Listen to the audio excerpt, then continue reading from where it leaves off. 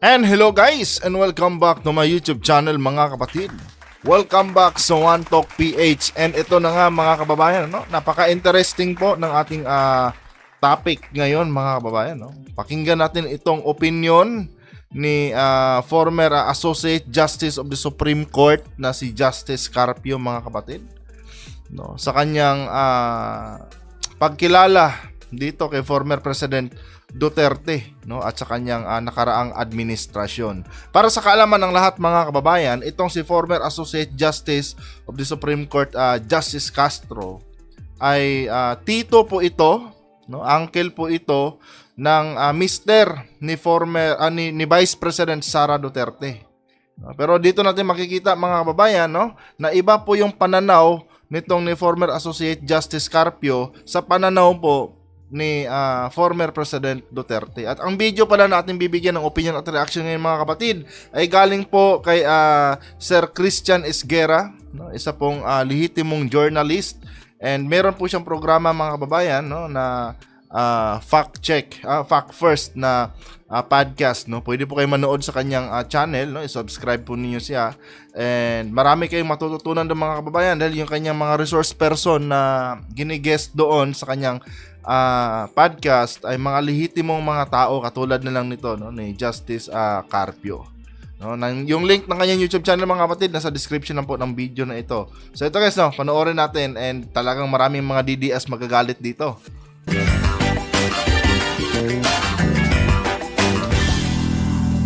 Alam natin yung nakaraang administration very close sa China.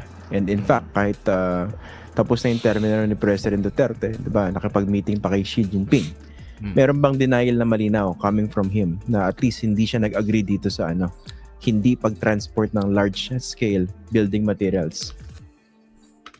Guys, linawin ko lang sa inyo na yung topic nila dito is patungkol doon sa midnight deal, no, ni former President Duterte at ni Xi Jinping, no, para may basis kayo. Well, yan ang baka it's possible during his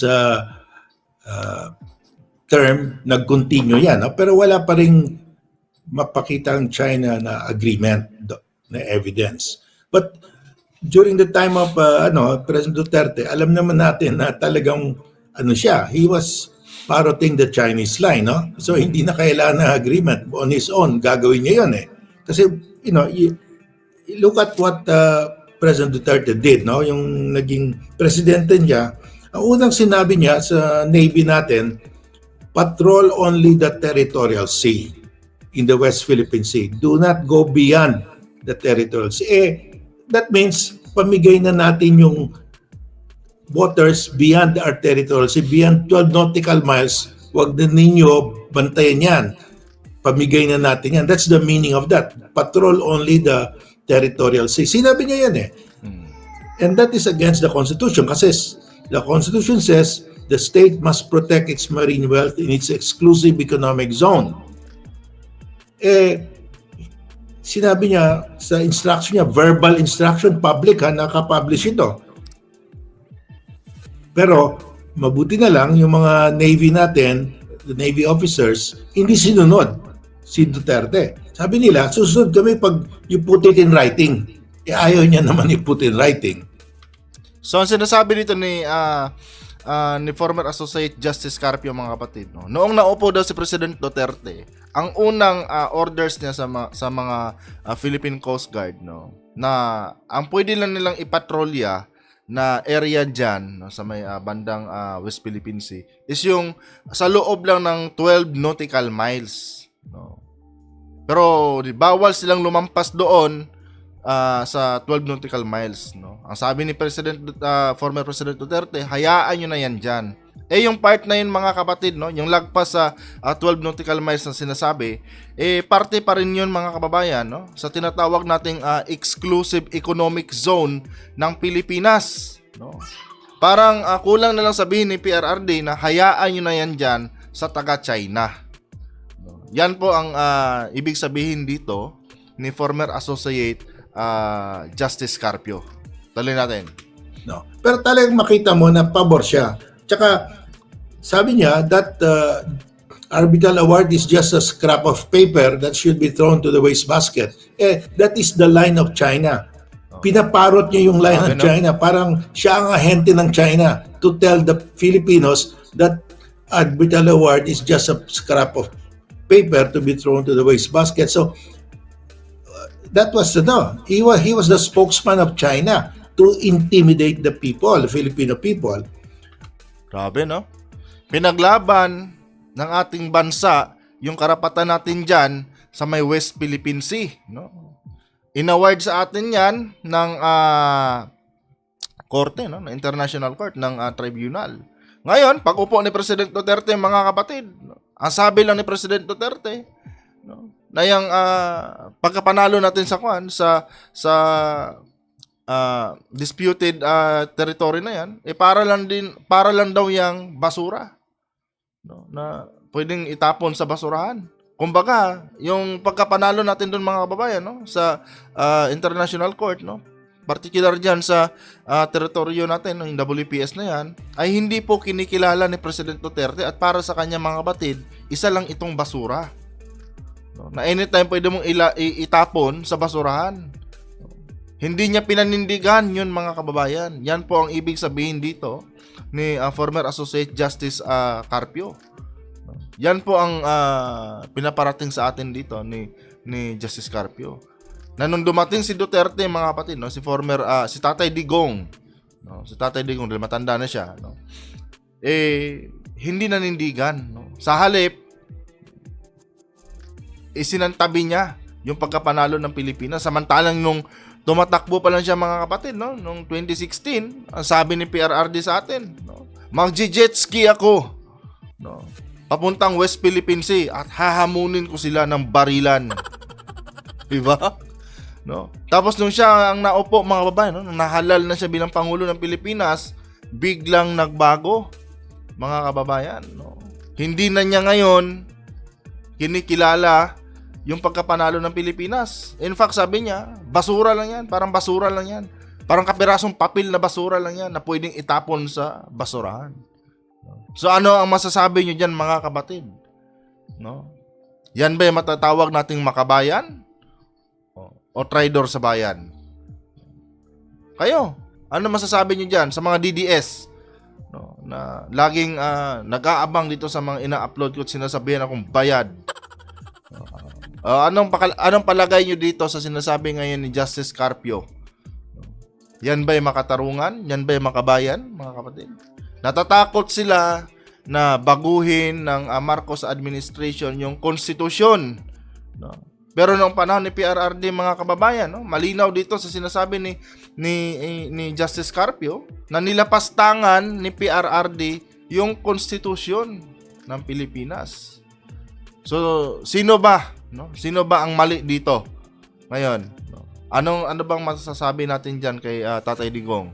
Tama ba yung ginawa niya, mga kapatid? Bilang isang Pilipino, tama ba yun? Mahirap kasi sa ating mga kababayan, no? Pag nagsalita tayo patungkol dito sa kanilang sinusuportahan, na kung saan loyal sila dyan sa politikong yan, sasabihan ka kagad, bayad. Di ba?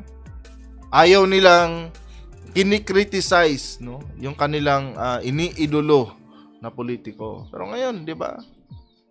Tito mismo to, Tito mismo ito ng mister ni Vice President Sara Duterte, itong si former Associate Justice of the Supreme Court, no, si Justice Carpio. Tito to, mga kapatid, no. Pero makikita nyo, magkaiba yung pananaw nila pagdating sa politika, mga kababayan. Makabayan sila Justice Carpio, si former President maka-China.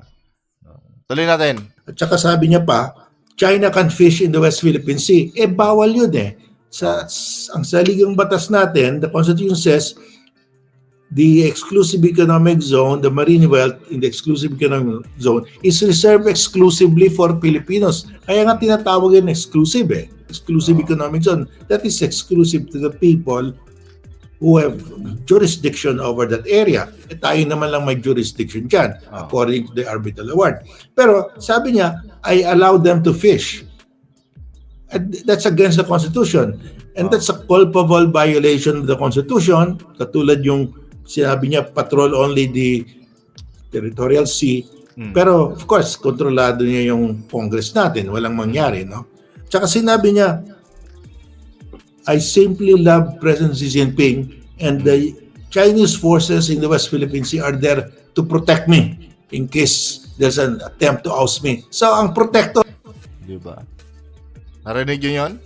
Sabi ni former President Duterte, mga kapatid, no? Sabi ni Tatay Digong, mahal na mahal niya si Xi Jinping.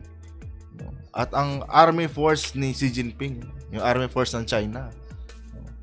At kung sakali man na patalsikin siya, no, or pinatalsik siya, or may planong destabilization sa kanya during sa term niya, ito daw China ang magtatanggol sa kanya, mga kapatid. Biruin nyo yan, mga kababayan. China na ngayon ang magtatanggol sa kanya, mga kapatid. Nagagalit sila. Yun yung sa rally ni PRRD, yan yung sinasabi niya lagi about constitution. Bakit daw babaguhin yung constitution? No? Nakita nyo ba daw yung naging resulta nung binago ni former President Senior Marcos Senior yung constitution? Kundi nanatili daw si Marcos Senior sa kapangyarihan ng more than 20 years. No? Pero kung pagbabasihan natin dito yung kanyang mga nagawa, mga kapatid, no, ni PRRD noong siya'y nanunungkulan, violate din naman niya yung konstitusyon ng ating bansa. No? Kung tutuusin nga mga kapatid, mas malala yun. No? Dahil yung teritoryo ng Pilipinas, no, hindi na nga niya pinaglaban, sinier pa niya doon sa mga taga-China. 'Di ba? Hinayaan niya na mangisda itong mga taga-China sa loob ng ating exclusive economic zone. To the point, mga kababayan, na sa ngayon, no, hirap ng mangisda yung ating mga mangingisda dyan dahil inaangkin na po ng China yan. No. Sa tingin nyo, no, kung may mga DDS mang nanonood dito, sa tingin nyo ba, tama yan? No? Mga kababayan nating Pilipino, hindi na pwedeng mangisda dyan ngayon. No? Hinaharas tuwing pumupunta sila dyan. Wina-water cannon sila, nakikipagpatintero yung ating mga kababayan. No? Tuwing papasok sila dyan sa ating teritoryo. No? Sa tingin nyo, tama ba yung ginawa ni former President Duterte? Yan, mag-isipan nyo. Diba? Tapos, tama din ba yon? Sabi niya. Sakali mang nagkaroon ng destabilization ng panahon niya at pinatalsik sa kanyang position bilang presidente, China yung magtatanggol sa kanya, kaya mahal niya itong China. Saan na yung pagiging makabayan dyan, mga kapatid? Kayong mga DDS diehard supporters dyan, tanong ko lang sa inyo, saan na banda dyan yung pagiging makabayan ni former President Duterte at yung mga sinasabi dito ni Justice Carpio, mga kapatid, no? Personal po ito, literal po itong lumabas sa bunganga ni former President Duterte. Literal yan na lumabas sa bunganga ni President Duterte. Ngayon, sabihin nyo, tama ba yan? Diba? Kaya na humusga dyan. Tuloy natin. to protect me in case there's an attempt to oust me. So ang protector niya ngayon, China. Talagang siya, lucky talaga siya. He's really a puppet. Yung sinasabi niya ito na the Chinese are there in the Spratlys to protect me in case there's a move against me. Biro man protector niya, China against the Philippine people. Tapos sabi niya, sinabihan niya yung Forum Energy na don't go to Reed Bank because that will create trouble with China. So he barred. Kaya may problema tayo sa gas, nauubos na yung gas natin kasi dapat nag-umpisa yung survey and drilling during his time kasi it takes 4 years to survey and drill and to develop the gas platform, no? Kaya huli na tayo ngayon. Ngayon, sabi niya pa, sinabi niya, I cannot send the Navy and the Marines to the West Philippine Sea because there will be a massacre. Kasi sabi niya, ang daming barko yung China. Lalaki ng warships nila. Siya mismo, tinatakot tayo. Alam mo yung 3 warfares ng China, the third warfare, kasi China ang doctrine ng China, they will win the South China Sea without firing a single shot. How? Oo. By intimidation. Tatakutin nila ang Pilipinas, Malaysia, Vietnam with their large air and naval base, with their huge warships, the largest navy in the world sila ngayon. So, intimidation. They will not fire a single shot. Yun ang doctrine nila eh. Kasi if they fire a single shot, that's an armed attack. We will invoke the treaty with the US and na-letche sila. No? Because Na-letche they sila. really cannot fight the US as of now kasi they have only 450 nuclear bombs. The US has 5,500. Talagang they will be buried. Not a single Chinese will survive. So, pananakot talaga sila. Yun ang Actually mga kapatid, no? Ito na yung ginagawa ng China sa atin ngayon. At kaya nagagalit itong China mga kababayan, no? Dahil sa kabila ng kanilang pandadarag sa atin ngayon mga kapatid, no? Pinapakita nila, pinapaalam nila na sila yung may pinakamalaking naval shipyard, no? At pinakamaraming barkong pandigma, no? Mga ganong bagay. Hindi tayo natitinag sa ngayon, no? Kaya sila nagagalit sa atin, no? To the point na nag-warning na sila sa Amerika na, oy, tandaan nyo hindi kayo kasali dyan, wala kayong karapatan dyan sa disputed na territory na yan, no? Huwag kayong mangialam dyan dahil problema lang yan ng Pilipinas at China. Kumbaga, gustong i-isolate nitong China mga kababayan yung issue ng West Philippine Sea nang sa ganon, no, kaya nila tayong buli-bulihin anytime. Ayaw nila na may kumakampi sa Pilipinas pagdating sa issue ng West Philippine Sea, no? Kasi gusto nila Pilipinas at China lang yung magtutuos diyan, no? Nang sa ganon, pwede nila tayong paluin sa puwet anytime. 'Di ba? Yan yung ginagawa ng China ngayon mga kapatid, no? And ito namang si PRRD nung sa kapanahunan niya, no, saludong-saludo siya sa China mga kababayan, no? Imbis na protektahan niya yung teritoryo natin, hindi niya ginawa, 'di ba?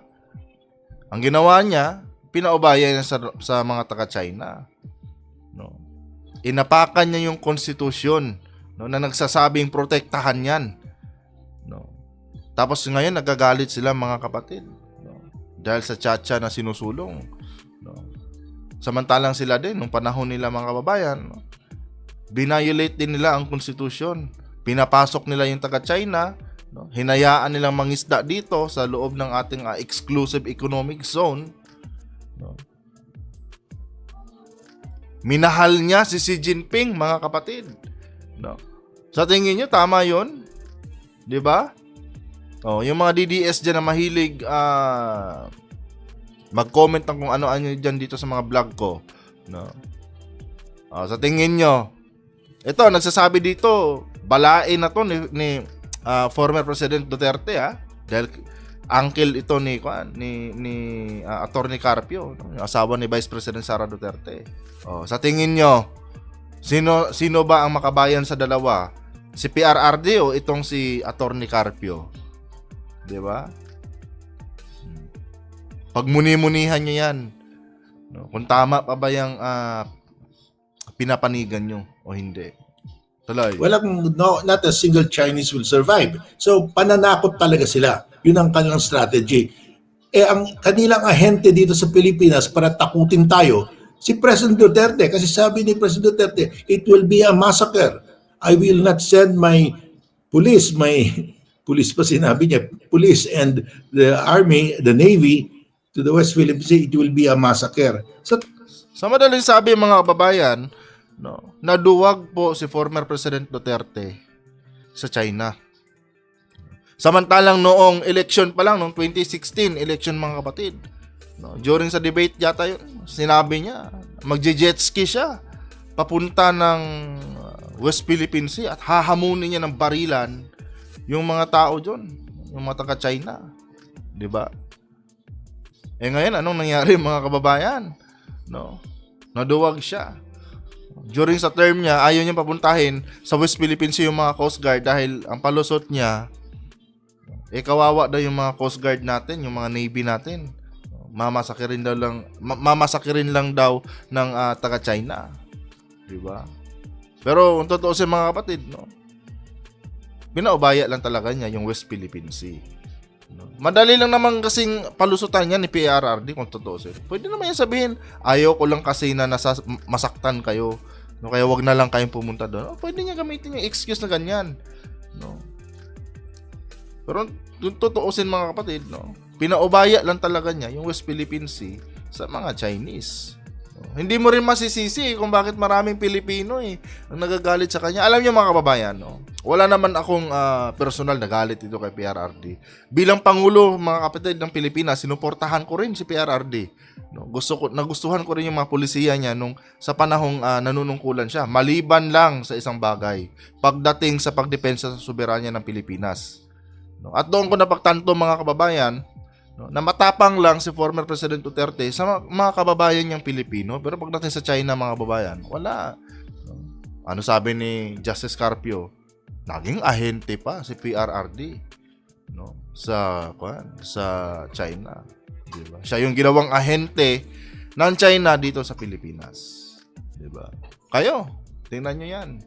Mga DDS dyan na sumusubaybay dito sa aking ginagawang content. Tuloy. The Army, the Navy, to the West Philippine Sea, it will be a massacre. So talagang tinatakot niya tayo. And anong ginawa niya? Sabi niya, when he went to China, sabi niya, I align myself with the ideological flow of Russia and China. It will be China, Russia, the Philippines against the rest of the world. Ano klaseng utak yun, no? Pag nagkataon mga kababayan, no, dahil sa sinabi na yun ni PRRD at kunwari, no, nagkaroon ng WW3 or World War 3, no, mas kawawa tayo mga kapatid, no, dahil pumanig tayo sa komunistang bansa, sa mga komunistang bansa. Dahil doon nanggagaling yung ideolohiya na sinusundan ni PRRD. 'Di ba? No? Kawawa ang Pilipinas pag nagkataon mga kababayan, no. Maraming mga DDS ngayon na nagsasabi, no, na ayaw daw nila makipaggera sa China, no. Dahil wala daw napapala sa gera. Wala daw nanalo sa gera. Mas lalo na noon, 'di ba? Nung kapanahunan ni PRRD, kung sakaling nagkaroon ng tension at nagkagera, mas lalong kawawa ang Pilipinas dahil doon tayo pumapanig mga kababayan sa komunistang bansa, no? Pero ito hindi to naisip ng ng mga supporters ni President Duterte. Dahil syempre, no, ito pa lang si Atty. Harry Roque, pinopromote na niya na kaibigan ang China at may utang na loob tayo sa China. No. Talagang kinokondisyon na nila ang utak ng kanilang mga tagasunod.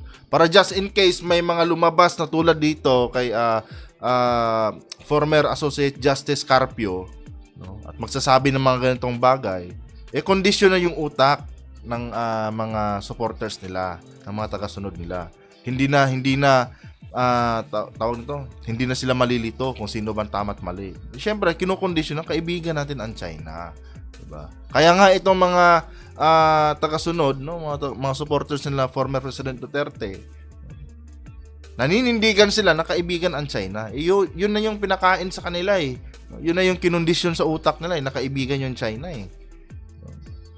Kaya wala, pag may mga ganitong mga statement, no, nalalabas sa mga kritiko ni PRRD, no, hindi na sa kanila bago to, no, dahil kondisyon na sila eh.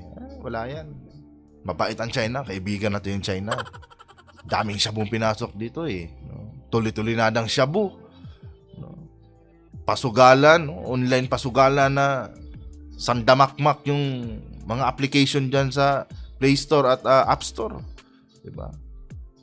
Yan ang binigay ng China, no? Kaya naging kaibigan natin sila dahil dyan sa tuloy-tuloy-nadang Shabu na pinasok dito, no? At sa mga pasugalan na online mga kababayan, no, na daan-daang application, no, na pinopromote ng mga ibang influencer diyan, no. Yung mga iba't ibang klaseng pangalan yan, no, ng mga online na casino. Pinopromote nila Doggy, pinopromote ng mga ibang gamers diyan, no. Yan na ang uso ngayon eh, online No, sa Facebook, manood kayo sa Facebook. Ang dami ng naglalaro ng online casino sa Facebook, no, online. Ini-stream nila para ipakita sa mga tao, makaengganyo sila ng mga magda-download ng application para tumaya. No? Panoorin niyo yung mga vlog ni Ako si Doggy. No. Dati Mobile Legends ini-stream yan. Ngayon mga kapatid, no, puro na sugal. 'Di ba? Ito namang mga tanga-tangang mga viewers, naniniwala sila na totoong pera yung sinusugal ni Doggy diyan. Ang hindi nila alam, boot up lang yung ginagamit ni Doggy diyan, walang pera diyan.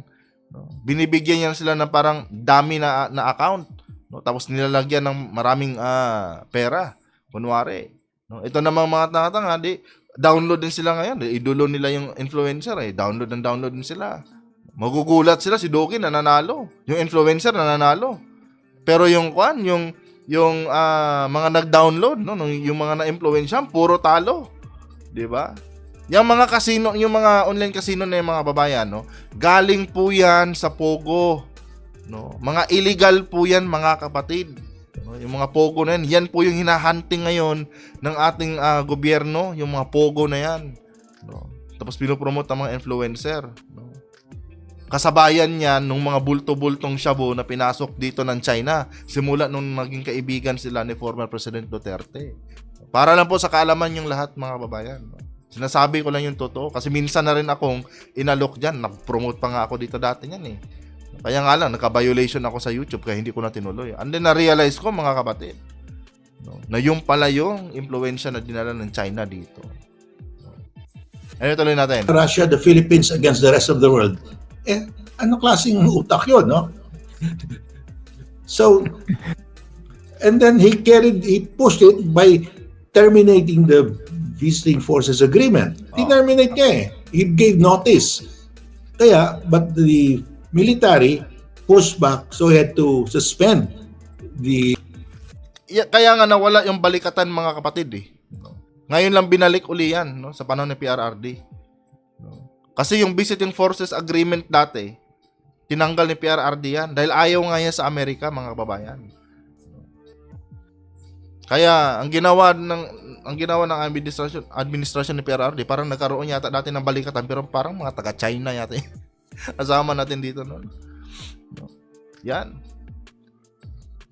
Tuloy yung ating mga kasundaluhan, no? Although tinaasan naman sila ng sahod, pero naging kulang sila sa kaalaman. No, hindi na sila updated sa makabagong pakikidigma dahil natanggal yung BFA, mga kapatid, yung Visiting Forces Agreement na meron tayo. No, hindi na sila updated kung ano ba yung mga bagong mga technique ngayon na ginagamit diyan. No, dahil nawala na yung balikatan exercise eh. Sa madaling sabi, na stuck yung ating mga kasundaluhan. Buti na lang ngayon, no, sa administrasyong Marcos, binalik yan. No. Kung tutuusin, mga kababayan, yung galaw ni BBM tapos ni former President Aquino, parang magkatulad eh. Kaya nga lang, may pinagkaiba lang talaga, no, sa style ni BBM. No. Yun lang po yung napapansin ko. Tuloy natin. The military pushed back, so he had to suspend the running of the one-year period, no? And finally, he withdrew. So, remember yung pumunta siya sa Beijing, sinabi niya President Xi Jinping in front of everybody, state dinner, I am internally indebted to China. Ano klaseng presidente ka ng Pilipinas? Inaagaw yung ating teritoryo at maritime zone sa West Philippine Sea. Tapos sabi niya, ako, I am internally indebted to China. Ano klaseng presidente yon? At saka sabi niya, sabi niya, kasi during the campaign, nagdrama siya. During the debate, hinalikan niya pa yung Philippine flag, Philippine flag around him. Tapos sabi niya, mag-jet ski ako, papuntang Scarborough, hamunin ko sila, magbarilan na lang kami. Na-elect siya, no? Daming nadala sa ating doon eh. Sabi niya, hindi nga ako marunong. After he was elected, sabi niya, hindi nga ako marunong lumangoy eh. Pag naniwala kayo sa akin, stupid kayo. Binawi niya. Ano klaseng presidente yan? Diba? So, that was a big damage. 6 years was really a big setback to us. Tama yun. Now, mga mabuti na lang, there's a total shift now, no?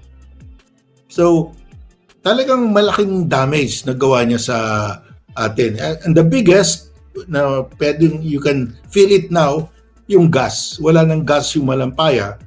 It's used to supply 3 of our largest gas-fired plants. Ngayong 2 na lang, bumababa din yung pressure. Grabe Next yan. year, maybe only 1 gas-fired plant ang kayang isusupply. Dapat na-develop na natin yung grid bank. It takes 4 years ayaw niya tayo papuntahin doon kasi magagalit si President Xi Jinping Ayaw niya babanggain kasi I love President Xi Jinping. So talagang malaking perwisyo sa atin ngayon. Kung nagustuhan niyo po itong video, So yun guys, no, natawa ako doon kay Justice Carpio. Pero alam mo, totoo yung mga kapatid, no? Totoo yung sinasabi ni Justice Carpio. Nanging tuta talaga si President Duterte ng China. Umiiyak yung anak ko mga kapatid, no? Pasensya na kayo ha. Nagmamaoy na yung anak ko. O kayo, ngayon, no? Yung mga trolls diyan na patuloy na sumusubaybay dito sa aking mga content. Sa tingin nyo, sino ba ang tama? Si President Duterte o itong si former Associate Justice Carpio? 'Di ba? Kayo, pag-isipan nyo. Hanggang dito lang ito mga kapatid, no? Huwag niyo po sana kalimutang i-subscribe ang YouTube channel ni Sir Christian Isguera, no? Nasa description lang po yung link mga babayan. And of course guys, pa-subscribe na rin po ng ating YouTube channel at pa-like na rin ang ating video. Hanggang dito na lang. Adios.